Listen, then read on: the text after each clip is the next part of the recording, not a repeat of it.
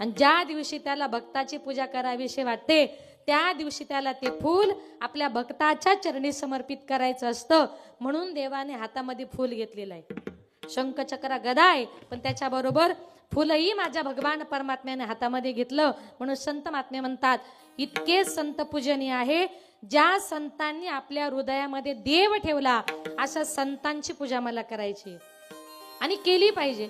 जीवनामध्ये तुम्ही जशी संगत कराल ना, संगतीनेच मनुष्य घडतो आणि संगतीनेच मनुष्य बिघडतो.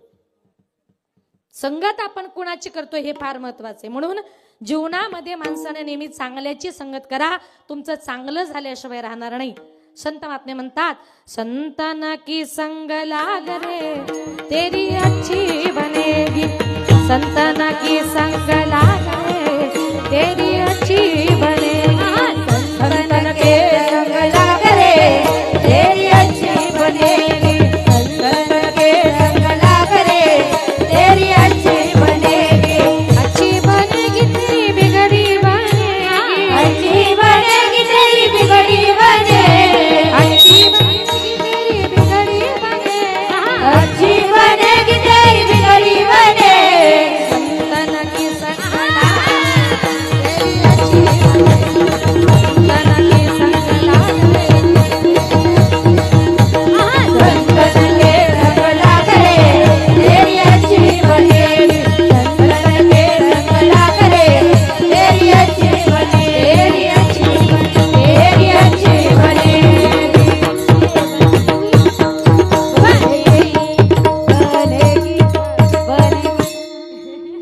जीवनामध्ये संगतीला महत्व आहे. संतन की संग लाग रे तेरी अच्छी बनेगी. आणि बघा या जगामध्ये भगवान परमात्मा असा आहे की संत महात्मे भगवंताकडे मागतात, आपल्यालाही देवाकडे मागायचंय, पण जो देव आपल्याला देणारा असतो त्या देवाकडे तेच मागा. विनाकारण तुम्ही एखाद्या पेड्याच्या दुकानात गेले आणि सांगितलं चप्पल दाखवा बरं, जमेल का? नाही. जो देव आपल्याला देणार आहे त्याच्याकडेच काहीतरी मागा. एक सुंदर उदाहरण सांगते बघा. एक हनुमंतरायांचा भक्त होता. त्यानं इतकी मारुतीरायांची सेवा केली, तो शनिवारी रोज त्या मारुतीरायांना हार फुले सगळं काही अर्पण करायचा. एवढी 33 कोटी देव आहे, पण हनुमंतरायांशिवाय दुसऱ्या कुठल्याच देवाचं तो नाव घेत नव्हता. गाडी घ्यायची शनिवारी, कुठला मुहूर्त करायचा शनिवारी, मारुतीशिवाय कुठलाच देव नाही. त्याचं वय झालं, लग्नाचं वय झालं, मुलगीच मिळेना. मुलगी मिळेना. मंदिरात गेला आणि मारुतीरायाने सांगितलं, मारुतीराया जसं मला कळतंय तसं मी तुमचीच भक्ती केली, तुमच्याशिवाय दुसऱ्या कुठल्याचं देवाचं नावही घेतलं नाही. मग काय म्हणणं आहे तुझं सांग बघता. काय नाही म्हटली, मला लग्न करायचं, एखादी चांगली मुलगी बघून दे. आता मारुतीराय म्हटली तू चुकीच्या पत्त्यावर आलास, कारण माझंच झालं नाही तर तुला कुठून मुलगी देऊ. मला काही माहिती नाही म्हटले, मी तुमचा भक्त आहे, मला मुलगी पाहिजे, माझं लग्न तुम्ही करून द्या. मारुतीरायांनी सांगितलं, जो जगाचा बाप सगळ्यांचे लग्न जमवतो ते माझे प्रभू रामचंद्र, त्यांच्याकडे जा, ते तुझं लग्न जमवून देतील. अहो त्यांची माझी ओळखच नाही. अरे मी लेटर पॅड देतो ना, सही शिक्का देतो, तू जा म्हटले माझ्या मालकाकडे. आणि त्या हनुमंतरायांचं लेटर पॅड घेतलं, सही शिक्का घेतला. गेला तो मुलगा प्रभू रामचंद्राकडे गेला आणि सांगितलं, प्रभू मला हनुमंतरायांनी पाठवलंय, काही करा, मला एक मुलगी बघून द्या, मला लग्न करायचंय. आता मारुतीराय म्हणजे सगळ्यात आवडते भक्त. भक्ताचं ऐकायचं नाही देवाने, मग कुणाचं ऐकायचं. सांगितलं. लगेच एका चांगल्या वारकऱ्याचं घर बघितलं आणि त्या वारकऱ्याच्या घरी गेला. माझ्या प्रभूंनी एक रूप घेतलं, त्या वारकऱ्याच्या घरी गेला, सुंदर मुलगी त्याला बघून दिली, त्याचं लग्न वगैरे झालं. आता लग्न झाल्यानंतर पंढरपूरची वारी जवळ आली होती. यानं बॅगा बिगा भरल्या तो निघाला. आता निघाल्यानंतर बायकोने सांगितलं, कुठे चालले? पंढरपूरच्या आषाढीची वारी आहे, वारीला चाललोय, मला पण यायचं. तो म्हटला नको, लाखोची गर्दी असते, पंढरपूरमध्ये तू कधी गेली नाही आणि चुकली तर मग काय करायचं. तिने सांगितलं, नाही नाही मी तुमचा हातच सोडणार नाही, तुम्ही मला पंढरपूरला न्याच. हट्ट केला बायकोने. दोघे जण मुक्काम दरमुक्काम करत करत पंढरपूरला जाऊन पोहोचले. प्रदक्षिणेला गेले. आता प्रदक्षिणा पूर्ण झाली आणि पंढरपूरच्या महाद्वारासमोर गेल्यानंतर तिथे तो महाद्वारासमोर जो चौक आहे तिथे माणसाला चालायचीच गरज नाही. फक्त ज्या दिशेला जायचे त्या दिशेला फक्त तोंड करून उभं राहायचं. पाठीमागचे लोक आपोआप लोटतात. आता एवढी गर्दी झाली, त्यातल्या त्या दिंडीमध्ये तर कधीच घुसायचं नाही. दिंडीत घुसला की त्याचं डोकं फुटलंच समजायचं.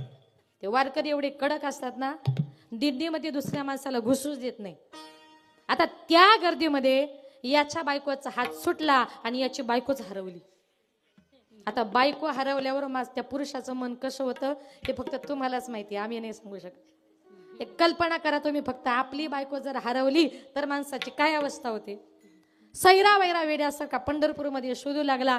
सकाळपासून संध्याकाळपर्यंत सगळं पंढरपूर शोधलं, पण त्याला काही बायको मिळाली नाही. वैतागला, रागावला, एका मंदिरामध्ये गेला आणि ते मंदिर नेमकं होतं प्रभू रामचंद्राचं. मंदिरात गेल्याने सांगितलं, प्रभू अहो मला बायको करून दिली होती, आता माझी बायको हरवली, काही करा, माझी बायको सापडून द्या. प्रभू म्हटले, लग्न करून मी दिलं आणि आता तुझी बायको हरवली ती पण मीच सापडून द्यायची. मग त्यावेळेला प्रभू म्हटले, माझ्याच्यानं शक्य होणार नाही. तेवढ्यात पाठीमागून मारुतीराया आले. पाठीमध्ये अशी बुक्की दिली, त्याला सांगितलं तू चुकीच्या पत्त्यावर आलास. म्हटले का? अरे बाबा याची हरवली ती मी सापडून दिली आणि तुझी बायको सापडायला तू याच्याजवळ आलाय. अरे हा तुझी बायको सापडून देणार नाही. माझं जरी लग्न झालं नसलं ना, त्याची बायको मी आणून दिली. तुझी बायको सापडायचं काम माझ्याकडे. म्हणजे थोडक्यात काय, जो देणार आहे ते त्याच्याकडे मागा. तो भगवान परमात्मा तुम्हाला मला प्रत्येकाला दिल्याशिवाय राहणार नाही. म्हणून संत महात्मे म्हणतात, आपण या मृत्यू लोकामध्ये जन्माला आलो. इथे जन्माला आल्यानंतर संत महात्म्यांनी आपल्याला जो मार्ग सांगितलाय, मार्ग दावणी गेले आधी दयानिधी संत तेनेची पंथे चालू जाता, न पडे गुंता कोठे काही. संतांनी सांगितलेल्या मार्गाने जर गेलात तर जीवनाच्या वाटेवर वाटचाल करताना तुम्हाला कुठल्याही प्रकारचा गुंता जीवनामध्ये पडणार नाही. आणि म्हणून माझ्या तुकोबारायांनी त्या भगवान पंढरीश पांडुरंग परमात्म्याकडे मागितलं. पण काय मागितलं? अभंगाच प्रथम चरण. देव वसेची देव वसेची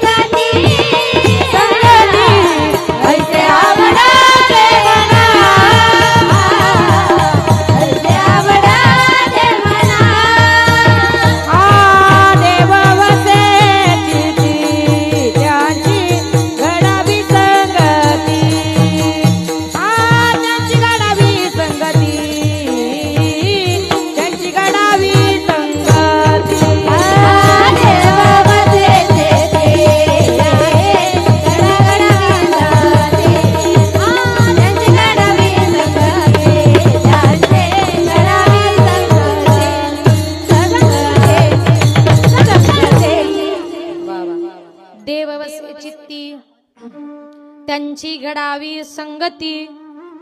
तुकोबारायांनी त्या भगवान परमात्म्याकडे मागितलं काय?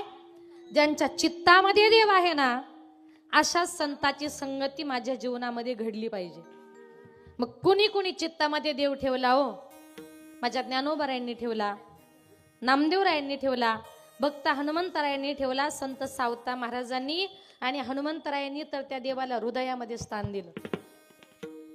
देववसेची ते जीवनामध्ये संगतीला फार महत्व आहे. तुम्ही चांगल्याची संगत करा, माणूस चांगला बनतो. आता ऐका, चांगल्याची आणि वाईटाची संगत काय. एखादा चांगला मनुष्य असेल, बिचारा धार्मिक असतो, पण खाणाऱ्या पिणाऱ्या माणसाच्या संगतीमध्ये जातो. एक दिवस तो त्याला कुठंतरी हॉटेलवर ढाब्यावर घेऊन जातो, त्याला म्हणतो, बाबा योगायोगाने आज माझ्या बरोबर आला तर थोडी तरी घे. कळलं ना, बिस्लरी नाही बरं, थोडी. तो म्हटला, नको रे बाबा, कधी घेतली नाही. अरे जास्त नको, थोडी तरी. नको बाबा, आज कधी घेतली नाही. अरे चवीपुरतं एखादं झाकण तरी. झाकण तर कधीच घ्यायचं नाही, चवच लागते माणसाला. मग एक झाकण, दोन झाकण, मग नंतर एक लागते. का? संगत कोणाची? त्या वाईट माणसाची. पण ऐका, तो जर खाणारा पिणारा मनुष्य असेल, एखाद्या वारकऱ्याच्या संगतीमध्ये गेला, हरिपाठाला गेला, भजनाला गेला, कीर्तनाला गेला, आळंदीला गेला, पंढरपूरला गेला, नंतर तो म्हणतो, बस आता मला सुद्धा तुझ्यासारखी माळ घालायची. याला म्हणतात संगती. म्हणून काही काही लोक बघा बऱ्याच वर्षापासून सांगतात, आम्हाला माळ घालायची, आम्हाला माळ घालायची, पण हिम्मतच करत नाही. एक उदाहरण सांगते बघा. एक दिवस एक 80 वर्षाची म्हातारी आजी, कीर्तन संपलं ना, अशी घाईघाई माझ्याकडे आली. ताई ताई. म्हटलं काय? म्हटल्या, ताई मला माळ घालायची. म्हटलं, आई 80 वर्षाच्या वयामध्ये तुम्हाला माळ घालावी असं का वाटतं? तिने सांगितलं, ताई आयुष्यभर सगळं आयुष्य आपण व्यर्थ खर्च केलं, पण आता तरी वाटते तुमचं कीर्तन ऐकलं, जीवाला समाधान झालं, आणि आता असं वाटलं गळ्यामध्ये माळ घालावी आणि इथून पुढे तरी देवाचं चिंतन करावं. याला म्हणतात खरं जीवनामध्ये बदल करणं. मला यांनी मगाशीच सांगितलं, आजही कुणाला तरी माळ घालायची. या ताईंना वा वा. बघा, म्हणजे आपल्या सप्त्याला दरवर्षी कुणीतरी माळकरी होतोच. कालच माझ्या मनाला थोडी खंत वाटली की या वर्षी आपल्या सप्त्यात कुणीच माळकरी झालं नाही. पण बघा, भगवान परमात्म्याने त्यांच्या रूपाने का होईना कोणीतरी पाठवलं. मला फार आनंद वाटला. संगतीला फार महत्व आहे, आणि म्हणून जीवनामध्ये माणसाने नेहमी बदल केला पाहिजे. मग आता चित्तामध्ये ज्यांनी ज्यांनी देव साठवला, अरे ज्या छत्रपती शिवाजी राजे म्हणजे साक्षात भगवान महादेवांचा अवतार. सोपी गोष्ट नव्हती एवढ्या राज्याला सांभाळायचं. आया बहिणींच्या आबरू ज्यानं वाचवली. अरे ज्या जिजाऊ मासाहेबांनी छत्रपती शिवाजी राजांना जन्म दिला, त्या जिजाऊ मासाहेबांची माता किती पवित्र असेल. तिने अखंड रात्रंदिवस भवानी मातेचं नामचिंतन केलं. भवानी मातेला डोळ्यासमोर ठेवलं होतं. आणि ज्या वेळेला छत्रपती शिवाजी राजांचा जन्म शिवनेरी किल्ल्यावर झाला ना, सगळ्या रयतेला आनंद झाला होता. त्यावेळेला जुन्नर प्रांतातल्या अनेक महिला मंडळी एकत्र आल्या. बाळ राजांना पाळण्यामध्ये घातलं आणि राजांकरता पाळणा म्हणू लागल्या. झुलवा पाळणा पाळणा बाळ शिवाजीचा, झुलवा पाळणा पाळणा बाळ शिवाजीचा, झुलवा पाळणा पाळणा बाळ शिवाजीचा, झुलवा पाळणा पाळणा बाळ शिवाजीचा, झुलवा पाळणा पाळणा बाळ शिवाजीचा, झुलवा पाळणा पाळणा बाळ शिवाजीचा, झुलवा पाळणा पाळणा बाळ शिवाजीचा, झुलवा पाळणा पाळणा बाळ शिवाजीचा. इंद्र जसा हा चंद्र शोभतो पुत्राची जाऊचा, इंद्र जसा हा चंद्र शोभतो पुत्राची जाऊचा, झुलवा पाळणा बाळ शिवाजीचा, झुलवा पाळणा पाळणा बाळ शिवाजीचा, झुलवा पाळणा पाळणा बाळ शिवाजीचा, झुलवा पाळणा पाळणा बाळ शिवाजीचा. टाळी वाजवा, टाळी टाळी टाळी. हा महिला मंडळ. गाली पीठ लावून बाळा काजळ घाला डोळा, उंची अंगड घालून त्याच्या पायी घुंगुर वाळा, गाडी पीठ लावून बाळा काजळ घाला डोळा, उंची अंगड घालून त्याचा पायी घुंगर वाळा, गाली पीठ लावून बाळा काजळ घाला डोळा, उंची अंगड घालून त्याच्या पायी घुंगुर वाळा, गाडी पीठ लावून बाळा काजळ घाला डोळा, उंची अंगड घालून त्या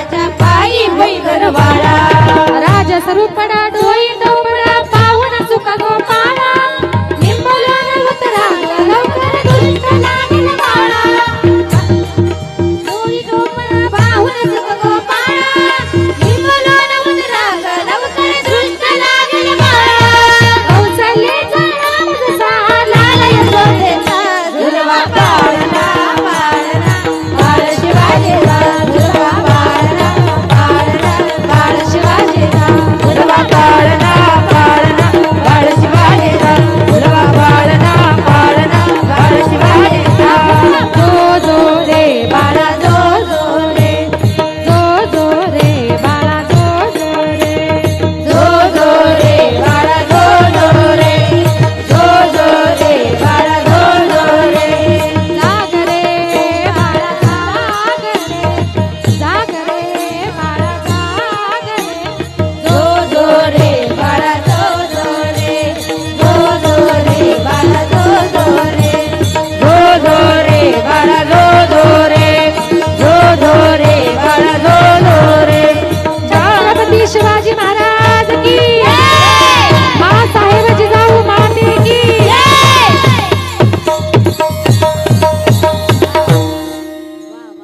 बघा त्या शिवनेरीतल्या प्रांतातल्या सगळ्यांनी राजांकरता पाळणा गायला. ज्या मातेनं छत्रपती शिवाजी राजांना जन्म दिला, ज्यांच्या हृदयामध्ये भवानी माता होती, ज्यांच्या मुखामध्ये अखंड रात्रंदिवस हर हर महादेवाची गर्जना होती, आणि त्या महादेवाचं नामचिंतन करून माझ्या छत्रपती शिवाजी राजांनी उभ्या महाराष्ट्राला वाचवलं नाही का. म्हणून संत महात्मे म्हणतात, अशा मुलांची आज या समाजाला गरज आहे, ज्यांनी हृदयामध्ये हरी साठवला. ते माझे भक्त हनुमंतराया. इतकं त्यांचं हनुमंतरायांचं प्रभू रामचंद्रावर प्रेम होतं. एक दिवस सहज असे हनुमंतराया आणि प्रभू रामचंद्र बसलेले होते. बसल्यानंतर हनुमंतरायांनी सहज प्रभूंना प्रश्न विचारला, प्रभू या जगामध्ये तुम्हाला सगळ्यात जास्त कोण आवडतं? मारुतीरायाला वाटलं 24 तास मी बरोबर राहतो, माझंच नाव घेईल. पण त्यांनी सांगितलं, सगळ्यात जास्त मला आवडते ती माझी सीता. म्हणे का? ती म्हणे माझ्या नावाचं खूप छान सिंदूर तिच्या भांगामध्ये भरते, कपाळाला सुद्धा छान कुंकू लावते, त्याच्यामुळे मला माझी सीता फार आवडते. मग मारुतीरायांनी सांगितलं, प्रभू मी जर सिंदूर लावलं तर तुम्हाला आवडेल का? त्याच्याही पेक्षा जास्त आवडेल. मग मारुतीरायांनी विचार केला, सीता मातेनं एवढा असा सिंदूर तिच्या भांगामध्ये भरला तर प्रभूंना ती एवढी आवडते, मी जर सगळ्या अंगाला सिंदूर लावलं तर मी किती आवडेल. त्या दिवशी मारुतीराया पळत पळत गेले, सगळ्या अंगाला सिंदूर लावला आणि असे उभे राहिले. सांगितलं, प्रभू आता कोण आवडतं? आता म्हणे तूच आवडतो. म्हणजे का? तर इतकं त्यांनी त्या भगवान परमात्म्याला आपल्या हृदयामध्ये साठवलं होतं का हनुमंतरायांनी इतकी त्या प्रभू रामचंद्रांची भक्ती केली का माझे तुकोबाराया सुद्धा त्या हनुमंतरायांना प्रश्न विचारतात, काय भक्तीच्या त्या वाटा, काय भक्तीच्या त्या वाटा, काय भक्तीच्या त्या वाटा, काय भक्तीच्या त्या वाटा, काय भक्तीच्या त्या वाटा, काय भक्तीच्या त्या वाटा, काय भक्तीच्या त्या वाटा, काय भक्तीच्या त्या वाटा मज दावाव्या सोबता, काय भक्तीच्या त्या वाटा मज दावाव्या सोबता, मज दावाव्या सोबता, काय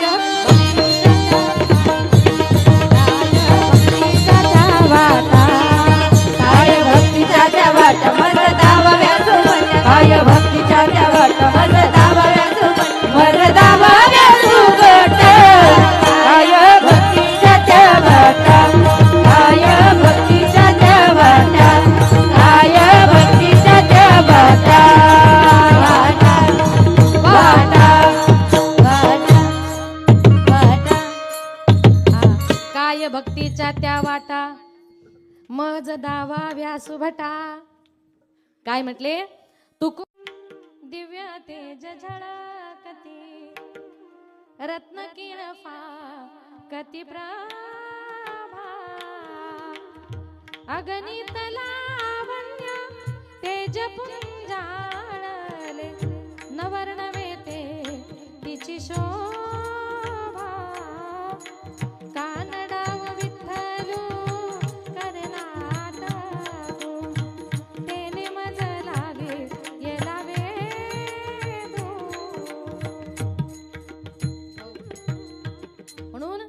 दिसायला जरी काळा आहे, दिसायला जरी सावळा आहे, पण चंद्र सूर्याच्या तेजासमोर त्याचं तेज फिक्का आहे. इतका माझा भगवान परमात्मा दिसायला सुंदर आहे. सावळे रूपाडे चोरटे चित्ताचे, सावळे रूपाडे चोरटे चित्ताचे, सावळे रूपाडे चोरटे चित्ताचे, सावळे रूपाडे चोरटे चित्ताचे, सावळे रूपाडे चोरटे चित्ताचे, सावळे रूपाडे चोरटे चित्ताचे, सावळे रूपाडे चोरटे चित्ताचे, सावळे रूपाडे चोरटे चित्ताचे.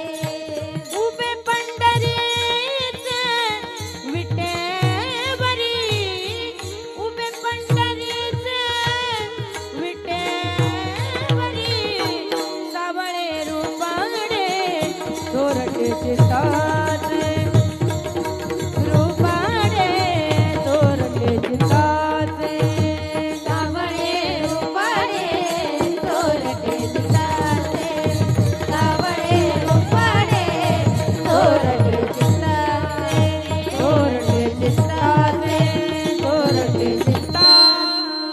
वा वा, सावळे रूपडे चोरटे चित्ताचे. ये ना तेजस वाचूया थोडं अर्धा अर्ध ये. हा, आता दोनही तुम्ही नामवंत आहेत म्हटल्यावर ये बाळे. ते बाळा चालतो, छोटा आहे ना म्हणून असं असं. ये तेजस, ये तेजस महाराज या. सावळे रूपडे चोरटे चित्ताचे, असा माझा भगवान परमात्मा नाही का. सावळा आहे पण दिसायला फार सुंदर आहे. म्हणून त्या भगवान परमात्म्याचं आपल्याला काय करायचंय, नामचिंतन करायचंय. जीवनामध्ये जी लोक भगवान परमात्म्याचं चिंतन करतात ते भक्त माझ्या भगवान परमात्म्याला आवडतात. तेही प्राणाहून परवते, मज आवडती निरुते, ते भक्ती चरित्राते प्रशंसती. भगवंत म्हणतात, जे भक्त माझं रात्रंदिवस नामचिंतन करतात ना, ते भक्त मला माझ्या प्राणापेक्षाही प्रिय आहेत. म्हणून काही काही लोक म्हणतात बघा, त्यांचं घर मोठं, फार मोठं खानदानी आहे म्हणतात ना. आमच्या गावात ते खानदानी आहेत, असू द्या बघा. पण खानदानी या शब्दाचा लोक फक्त म्हणतात खानदानी, पण त्याचा अर्थ माहिती आहे का? लोक एक म्हणतात ते खानदानी श्रीमंत आहे. अरे खानदानी या शब्दाचा अर्थ काय, तुम्ही खाता काय, आणि दुसरं म्हणजे तुम्ही दान देता काय, त्याला खरं खानदानी म्हणतात. आपणही खा, दुसऱ्यालाही खायला घाला, आपणही घरामध्ये खर्च करा आणि दुसऱ्यालाही दान करा, त्याला म्हणतात खानदानी. काय बघा, एक सुंदर उदाहरण सांगते जीवनामध्ये खानदानी. एका गावामध्ये पुण्याला कीर्तनाला गेली होती. पुण्याला लोक म्हटले ते आमच्या गावातले खानदानी, चला म्हटले त्यांच्याकडे गेलो. आता गेल्यानंतर तिथं आम्ही जेवायला, घरामध्ये एंट्री करायची तेवढ्यात त्या बंगल्यातली बाई बाहेर आली. ती कशी म्हटली, ताई येणार का? म्हटलं आता आलो, म्हटलं येणारच ना. बसणार का? बसा बसा. पाणी घेणार? म्हटलं हो. चहा घेणार की कॉफी? म्हटलं तुम्ही देणार ते. आता जेवायला बसलो. जेवायला बसलून तिने आमच्या करता पुरणपोळ्याचा स्वयंपाक केला. पुरणपोळ्याचा स्वयंपाक केला आणि पोळ्या वाढायला सुरुवात केली. आता 2 तास कीर्तन करायचं, माझी तब्येत अशी. आता तिच्या पोळ्या म्हणजे शहरातल्या पोळ्या कशा, हाता एवढ्याच, त्याच्यापेक्षा मोठ्या नाही. जेवायला बसलो आणि ती म्हटली तुम्ही जेवायला? म्हटलं आम्ही 3 जण. किती खाणार? म्हटलं 4-4, 5-5 खाणार. म्हटलं एवढं? कारण शहरामध्ये लोक पोळ्या विकत आणतात, खेड्यातली लोक पुरण घरामध्ये बनवतात. जे पुरण उरतं त्याला पुरण असं म्हणतात. लक्षात आलं का? जे पुरण उरतं लोक सणालाही करतात आणि सकाळी परत चहामध्ये दुधामध्ये पोळी खातात. म्हणून जे पुरण उरतं त्याला पुरण म्हणतात. ते घरात करायचं असतं, शहरातले लोक विकत आणतात. जेवायला बसलो, पोळीवर पोळी, पोळीवर पोळी. ती म्हटली ताई किती खाता? म्हटलं तब्येतीच्या मानाने खाणारच. आणि ती वाढत होती, तेवढ्यात माझं लक्ष गेलं तिच्या पायाकडे. तिच्या पायात होती चप्पल. म्हटलं मावशी तुमच्या पायात चप्पल? ती म्हटली ती वाढायचीच आहे. म्हटलं तुमच्या घरात चप्पला किती आहे? ती म्हटली किचनची वेगळी, स्वयंपाकाची वेगळी, वाढायची वेगळी. म्हटलं एखादी मारायची नाही का? याला कुठं खानदानी म्हणतात का? तुम्ही खाता काय आणि लोकांना दान देता काय? म्हणून संत महात्मे म्हणतात, देणाऱ्याने देत जावे, घेणाऱ्याने घेत जावे, देता देता एक दिवस घेणाऱ्याचे हातच घ्यावे. हात घ्यायचे म्हणजे त्याचे हात काढून घ्यायचे नाही, त्याचा हाताचा देण्याचा गुण घ्यायचा. जीवनामध्ये काही काही लोकांना अजिबात द्यायचं कळत नाही, दुसऱ्याचं फक्त घ्यायचंच कळतं, आपलं द्यायचं कळत नाही. जीवनामध्ये आपली मुलं सुद्धा फार हुशार आहे बघा.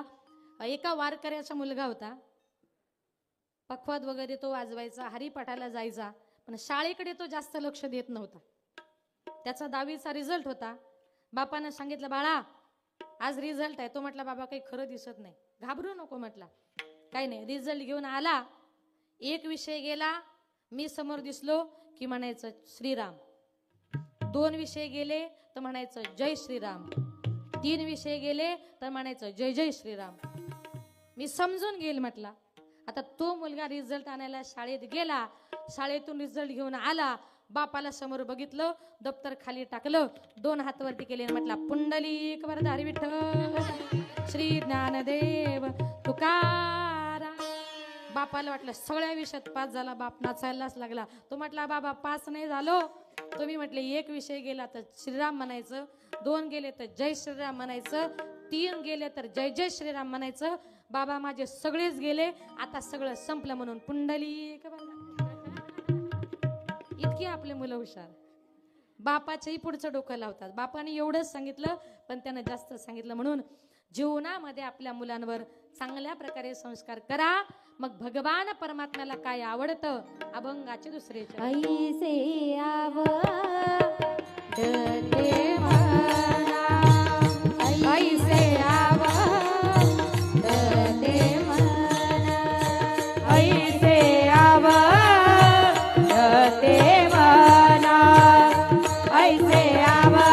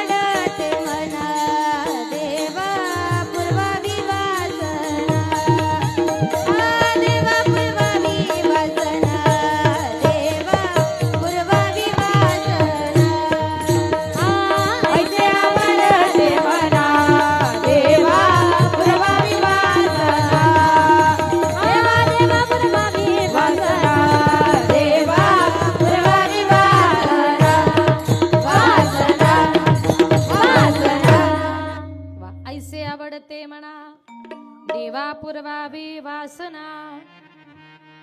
तुकोबारे म्हटले देवा मला असं आवडतं म्हणे. कसं? देववासे चित्ती त्यांची घडावी संगती. ज्यांच्या चित्तात देव आहे ऐसे आवडते म्हणा. असे संत मला आवडतात, असे भक्त मला आवडतात. देवा पुरवावी वासना. भगवंता एवढीच माझ्या मनामध्ये वासना म्हणजे एवढीच इच्छा आहे, एवढीच माझी इच्छा तुम्हाला पूर्ण करायची. आज गीता जयंती आणि मोक्षदा एकादशी. आजच्या दिवशी आपण जर उपवास केला, एकादशी जर केली, तर आजच्या दिवशी माणसाला मोक्ष प्राप्त होत असतो. त्याला मोक्षदा एकादशी असं म्हणतात. आणि त्यातल्या त्यात आज दुग्ध शर्करा योग म्हणजे गीता जयंती. गीता गीता गीता वाचे जे वद म्हणती, नाही पुनरावृत्ती तया नरा. बघा, गीता हा ग्रंथ संस्कृत भाषेमध्ये आहे. सामान्य माणसाला कळणं फार अवघड आहे, वाचणंही फार अवघड आहे. म्हणून ती गीता माझ्या भगवान परमात्म्यानं मराठीमध्ये आणली. आणि गीता हा ग्रंथ सगळ्या ग्रंथांचा बाप आहे. बाप बाप ग्रंथ गीता, वेदी प्रतिपाद्य देवता, तो श्रीकृष्ण वक्ता ये ग्रंथी. गीता हा ग्रंथ सगळ्या ग्रंथांचा बाप आहे, कारण जगाच्या बापानं ही गीता सांगितली. स्वमुखी आपण सांगेतो श्री विष्णू, श्री गीता हा प्रश्न अर्जुनेसी. बाकीचे ग्रंथ हे मानव कोटीतले आहे, संतांनी लिहिलेले आहे. पण गीता लिहिणारा साधा सुद्धा मनुष्य नव्हता, तर जेने गीता उपदेशिली आणि तीच ही विटेवरची माऊली. साक्षात पांडुरंग परमात्म्यानं ही गीता सांगितलेली आहे. ती संस्कृत भाषेत आहे, वाचणं फार अवघड आहे. म्हणून तुम्हाला संस्कृत जर वाचता येत नसेल तर फक्त गीता गीता गीता गीता एवढं म्हणायचं. ज्याच्या बायकोचं नाव गीता आहे त्याचा उद्धारच झाला असं समजा. काय गीता गीता गीता वाचे जे वदती. आता जरी बसलात ना, बसल्या बसल्या पण तिचं चिंतन करा. आज तिची जयंती आहे. आपण जर तिचं चिंतन केलं तर आपली सगळी पापं नाहीशी होत असतात. इतका त्या गीता ग्रंथामध्ये काय आहे, ताकद आहे. म्हणून जी गीता आपण आता बघा, मग ही संस्कृत मध्ये आहे. मग संस्कृत भाषा देवी केली आणि मराठी काही चोरापासून आली. संस्कृत भाषा ही देवांची भाषा आहे. बघा, भाषेमध्ये सुद्धा फार फरक आहे. कधी कधी 1 किलोमीटर जरी गेलो तरी भाषा ही बदलत असते. प्रत्येकाची भाषा ही वेगवेगळी आहे. आणि म्हणून बघा, ती भाषा जी आपली आहे, एकदा कीर्तनाला गेले होते आम्ही, असं जेवायला बसलो ना आम्ही, ती एक मावशी पटकन आल्या आणि उभ्या होत्या आणि माझ्या समोर मला म्हटल्या, ताई तुम्हाला चटका देऊ. मी घाबरली, म्हटलं चटका, कीर्तन करायचंय. म्हटलं मला नको, ते यशोदाला द्या, कारण तिला पखवाद वाजवायचंय. दिला तरी तिला काही फरक नाही. म्हटलं यशोदाला द्या चटका. ती मावशी खाली वाकली आणि तिने यशोदेला चटका दिला. चटका म्हणजे तिच्या भाषेत चटका म्हणजे मिरचीचा ठेचा. यशोदाला दिल्याबरोबर माझ्या तोंडाला पाणी आलं. म्हटलं मावशी मला पण थोडा चटका द्या. हा भाषेतला फरक आहे. बघा, एक सुंदर उदाहरण सांगते. कानडीने केला मराठा व्रतार आणि एकाचे उत्तर एक ना कळे. बघा, कर्नाटकची मुलगी आणि महाराष्ट्रीयन मुलगा दोघांचं लग्न झालं. दोघांचं लग्न झाल्यानंतर आता ती कन्नड भाषा बोलायची आणि तो मराठी भाषा बोलायचा. कोणाला काही कळत नव्हतं. 10-12 दिवस झाले, तिला करमत नव्हतं. तिनं नवऱ्याला सांगितलं, मला करमत नाही, थोडं 4-5 दिवस जरा माहेरी जाऊन येते, जरा मला सोडायला चला. 2 जण बस स्टँडला आले, रेल्वे स्टेशनला आले, बस स्टँडला आले. आता बस स्टँडला आल्यानंतर गाडी सुरू झाली आणि त्यानं विचार केला, बायकोला कर्नाटकला सोडून मला परत महाराष्ट्रात यायचंय. मग जाताना जर प्रत्येक स्टॉपची जर माहिती करून घेतली तर मला यायला सोपं पडेल. म्हणून 2 जण नवरा बायको गाडीमध्ये बसले. ती एसटी पहिल्या स्टॉपला जाऊन थांबली आणि पहिल्या स्टॉपला जाऊन थांबल्यानंतर तो विचारतो, का ग हे कुठलं गाव? ती करते यनंद्री. यनंद्री म्हणजे काय विचारतात, तिला याची मराठी कळेना. आता त्याला वाटलं यनंद्री गावाचं नाव काय आहे, त्यानं पहिल्या गावाचं नाव लिहिलं यनंद्री. आता परत गाडी पुढे चालत गेली, दुसऱ्या स्टॉपला गाडी जाऊन थांबली. तो म्हणतो, का ग आता हे कुठलं गाव? ती करते यनंद्री. त्याला वाटलं आपल्या महाराष्ट्रामध्ये डबल गावांचे नाव असतात, आपलं कसं नवघर. मग त्याला वडू लावावं लागतं, कारण तिकडे भाईंदर नवघर, तिकडे मुलुंड नवघर, असं काही डबल नाव असेल. त्यानं दुसऱ्या गावाचं नाव लिहिलं यनंद्री. गाडी परत चालत 3ऱ्या स्टॉपला गेली आणि 3ऱ्या स्टॉपला गाडी जाऊन थांबली आणि हा प्रेमाने विचारतो, का ग आता या गावाचं नाव काय? ती करते यनंद्री. याला असा राग आला. म्हटलं एक काय दोन काय तीन तीन गावांचे नाव कुठं ये नंदरी असतात का? रागाच्या भरात तिच्या एक ताडकन थोबाडीत मारली अशीच, आणि थोबाडीत मारल्याबरोबर रागाने म्हणते याक भट दे रे. म्हणजे का मारलंस? त्याला वाटलं तिसऱ्या गावाचं नाव याक भट दे रे का त्याने लिहिलं. म्हणजे थोडक्यात काय, कानडीने केला मराठा भ्रतार आणि एकाचे उत्तर एकाना कळे. हा, प्रत्येकाची भाषा जरी वेगवेगळी असली म्हणून संस्कृत भाषा ही आपल्याला जरी कळत नाही तरी तिचं ज्ञान आमच्या संतांनी मराठीमध्ये आणलं आणि तीच गीता म्हणजे ज्ञानेश्वरी. ती ज्ञानेश्वरी आपल्यापर्यंत आणली आणि म्हणून संत महात्मे म्हणतात ही जी काय गीता आहे त्या गीतेचं नामचिंतन आपल्याला करायचंय. गीता हा ग्रंथ सगळ्यात मोठा ग्रंथ आहे. बघा, ज्या वेळेला शिकागो येथे धर्म परिषद भरली होती, प्रत्येक देशाला सांगितलं आपल्या देशातला सगळ्यात मोठा पवित्र ग्रंथ आपण घेऊन यायचा. भारताच्या वतीने स्वामी विवेकानंद गेले, गीता घेऊन गेले. आता बाकीचे देश भारताला जरा कमीच मानतात. प्रत्येकाचे ग्रंथ घेतले, आपला गीता ग्रंथ घेतला आणि सगळ्यात खाली ठेवला आणि बाकीचे ग्रंथ सगळे त्याच्यावर ठेवले. एका माणसाने स्वामी विवेकानंदांना प्रश्न विचारला, स्वामी अहो तुमच्या देशातला इतका पवित्र गीता ग्रंथ आणि सगळ्यांच्या खाली ठेवला आणि त्याच्यावर सगळे ग्रंथ ठेवले, स्वामी तुम्हाला राग नाही आला का? स्वामींनी सांगितलं अजिबात नाही. अरे माझा गीता ग्रंथ हा सगळ्या ग्रंथांच्या खाली आहे. म्हणजे माझा गीता ग्रंथ जगातल्या सगळ्यात ग्रंथांचा आधार आहे.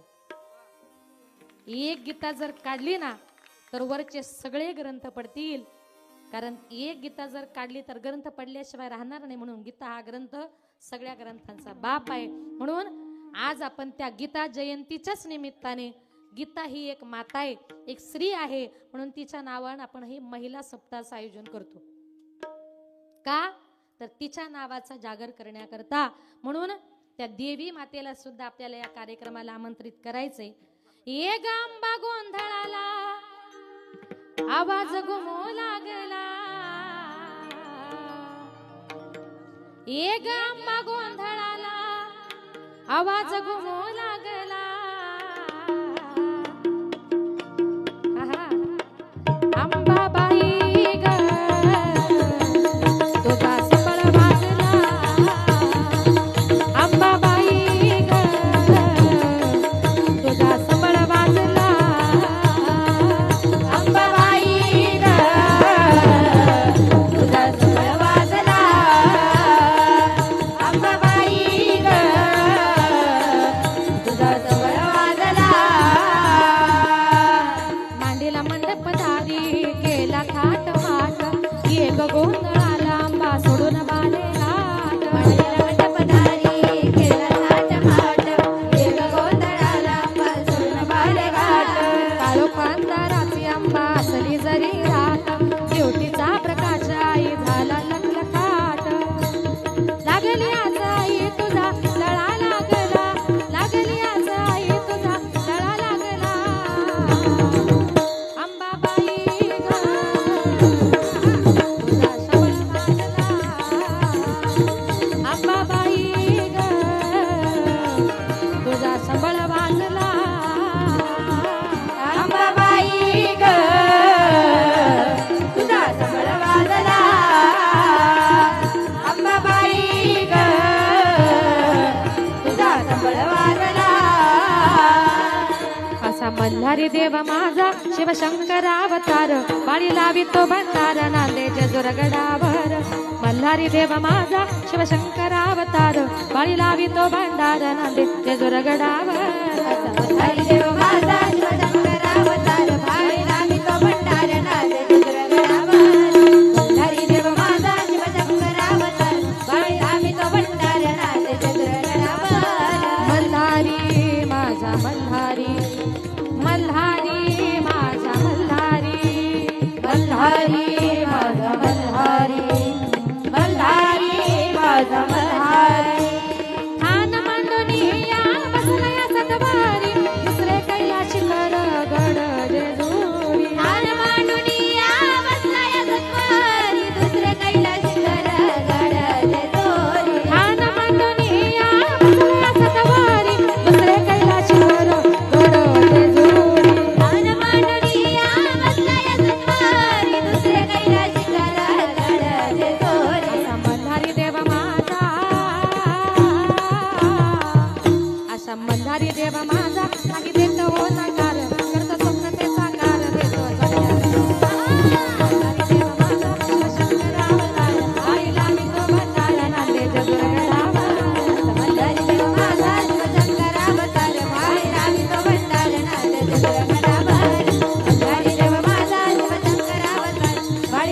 तो भंडार नाद दुर्गरा मार अंबाबाई लाड लाड ये ग अंबाबाई लाड लाड ये ग काग धरिलाच राग धरिलाच राग धरिलाच राग धरिलाच राग अंबाबाई लाड लाड ये ग अंबाबाई लाड लाड ये ग काग धरिलाच राग धरिलाच राग धरिलाच राग धरिलाच राग धरिलाच राग सत्वाची खरी अंबाबाई तुझ्यासाठी मी आलो पायी पायी तू ग सत्वाची खरी अंबाबाई तुझ्यासाठी आलो पायी पायी तू ग सत्वाची खरी अंबाबाई तुझ्यासाठी मी आलो पायी पायी तू ग सत्वाची खरी अंबाबाई तुझ्यासाठी आलो मी पायी पायी उग पुढं पुढं उग पुढं पुढं उग पुढं पुढं मी का तुझ्या माग धरिलाच राग धरिलाच राग धरिलाच राग धरिलाच राग धरिलाच राग धरिलाच राग या कोणी सदानंदाचा आई राजा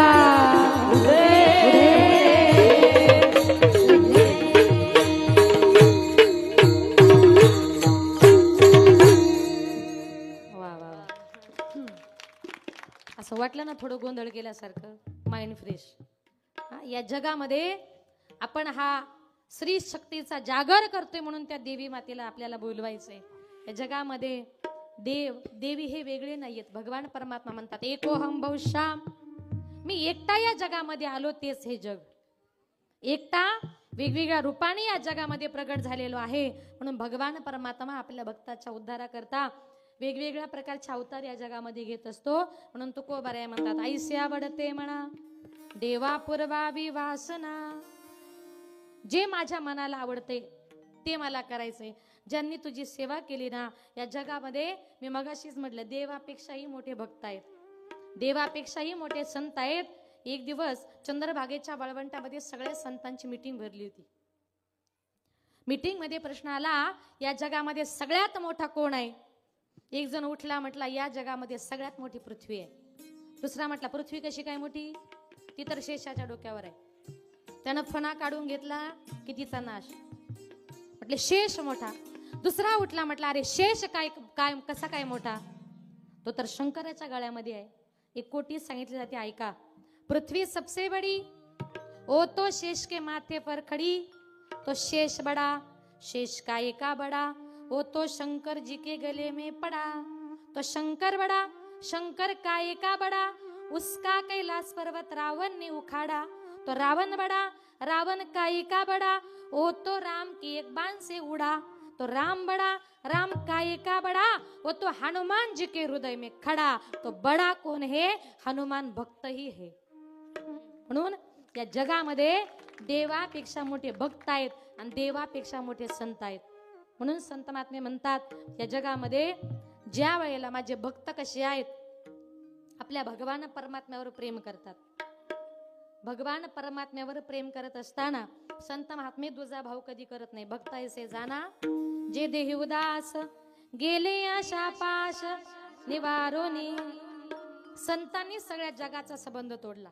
संत जगाला विचारत नाही. म्हणून जीवनामध्ये संताची अर्धक्षणाची संगती फार महत्वाची.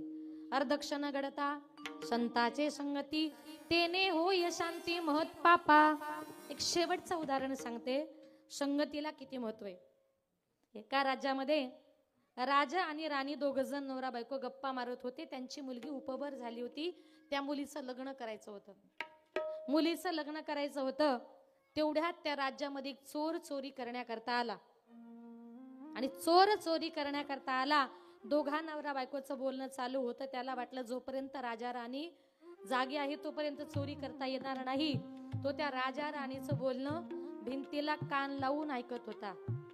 तेव्हापासून मन पडली. लोक म्हणतात हळू बोल, म्हणजे शक्यतो पुरुष लोक बोलत नाही, पण बायका काय म्हणतात, हळू बोल बाई, भिंतीला पण कान असतात म्हणता ना. तेव्हापासून ती मन पडली. मग आता त्यांचं बोलणं चालू होतं. आपली मुलगी उपवर झाली, आता मुलीचं लग्न करायचंय. मुलीचं लग्न करायचंय, पण मला वाटतं एखादा साधा सुद्धा कोणीतरी देवाचं भजन पूजन करणारा तपस्वी माणूस बघावा, कारण मला मुलगा नाही, मला तो घर जावई म्हणूनच घरामध्ये आणायचा आहे. त्या चोरानं विचार केला की यांना एखादा तपस्वी देवाचं भजन करणारा साधू महात्मा पाहिजे, मग मी जर उद्या जाऊन साधू झालो तर. त्या चोराच्या मनामध्ये त्याची बुद्धी फिरली आणि तो घरी गेला. आता लग्न करायचं होतं, त्याच्या पाठीमागे कोणी नव्हतं. लगेच एका साधूचं रूप घेतलं, हातामध्ये त्यानं कमंडलू घेतला, गळ्यामध्ये जपाला माळ घेतली, सगळ्या अंगाला भस्म लावला, डुप्लिकेट दाढी, डुप्लिकेट केस, अलक निरंजन असा गावामध्ये ज्या राजा जो बोलत होता ना त्याच्या राज्यामध्ये येऊन थांबला आणि मंदिरामध्ये तो देवाचं ध्यान करू लागला. देवाचं ध्यान करत असताना एक दिवस राजा असा फिरत फिरत चालला होता. आता आपलं कसं सगळ्या गावाच्या बाहेर आपलं साईबाबाचं मंदिर आहे, कुणी जर भक्त महात्मे आले तर मंदिरामध्ये विसाव्याला थांबतात, तसा तो त्या मंदिरामध्ये विसाव्याला थांबला. आता राजा जात होता, राजानं बघितलं अरे कुणीतरी साधू महात्मा दिसतोय आणि माझ्याही डोक्यात कल्पना आहे की माझ्या मुलीचं लग्न एखाद्या चांगल्या साधूशी लावून द्यावं, तपस्व्याशी लावून द्यावं. म्हणून राजा त्याच्या जवळ गेला आणि सांगितलं की बाबा मला मुलगा नाही, मला धार्मिक कार्याची फार आवड आहे, पण मला वाटतं तुम्ही जरी तपस्वी साधू असलात, तुमचंही वय अजून तेवढं दिसत नाही, तुम्ही कृपा करून माझ्या मुलीशी लग्न करा. माझ्या मुलीशी लग्न करा म्हटल्यानंतर आता लग्न जवळ येत होतं, तर राजाने त्या महाराजांकरता, त्या मुलाकरता गाड्याच्या गाड्या भरून सोनं मोहरा मोती सगळे काही पाठवले. इतकं त्याला मिळालं की राजाची मुलगी सुद्धा त्याला कन्या म्हणून मिळाली, त्याला राजाचं सगळं वैभव मिळालं. आणि मग ज्या मंदिरामध्ये, शंकराच्या मंदिरामध्ये तो मुलगा, तो खोटा साधू मुक्कामाला होता ना, त्या शंकराच्या जवळ गेला आणि त्याला सांगितलं देवा तुझ्या भक्ताचं नुसते खोटे कपडे मी अंगावर घातले तर मला सगळं काही राज्य मिळालं, तर माझ्या पांडुरंग परमात्म्याच्या भक्ताचा खरा खरा पोशाख जर केला आणि वारकरी जर झाला, देव तुम्हाला भरभरून दिल्याशिवाय राहणार नाही.